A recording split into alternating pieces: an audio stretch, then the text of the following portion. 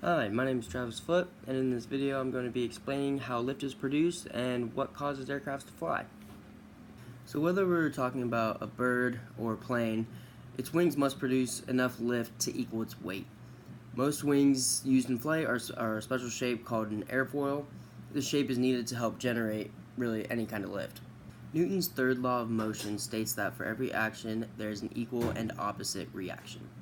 Based on this law, wings are forced upwards because they are tilted, pushing air downwards so the wings get pushed upwards. This is the angle of attack, or the angle at which the wing meets the airflow. So when an aircraft is flying through the sky, as air flows over the surface of the wing, it sticks to the surface it's flowing past. So it sticks to the top of the wing and it follows that same shape. So it follows the same airfoil kind of shape that the wing has. If the wing is correctly angled, the air is going to be deflected downwards. The action of the wing on the air is to force the air downwards, while the reaction is the air pushing the wing upwards. A wing's trailing edge must be sharp, and it must be aimed diagonally downwards to create lift. Both the upper and lower surfaces of the wing act to deflect the air, therefore creating lift. The amount of lift that's generated typically depends on the speed of the air around the wing and the density of the air as well. To produce more lift, the object must either speed up or increase the angle of attack of the wing by pushing the aircraft's tail downwards, typically. Speeding up the aircraft simply means the wings force more air downwards, so lift, therefore, is also increased.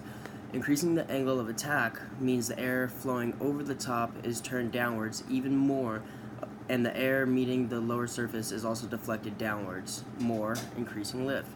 Now when we talk about angle of attack, there's definitely a limit to how steep that angle of attack can be.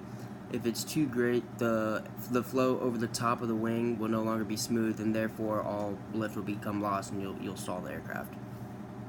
So whether we're talking about birds or airplanes, the angle of attack is going to be changing as they slow the aircraft to land. The angle of attack is increased to ensure lift continues to support the weight as they continue their descent. The wings and tails need to be movable so that their shapes can change to control the flight. In 1738, Bernoulli found that when air moves, it exerts less pressure. According to Bernoulli's principle, the faster air moves, the less pressure it exerts. This is because that molecules in the air become more spread out. Normally, air moves smoothly in streams, but airflow is disturbed when a wing moves through the air and the air divides and flows around the wing. The top of the surface of the wing is called an airfoil. The air moving across the top of the wing goes faster than the air traveling under the bottom. Because it's moving faster, the air on top of the wing has less air pressure on the wing than the air below the wing. In other words, air below the wing pushes on the wing more than the air above the wing.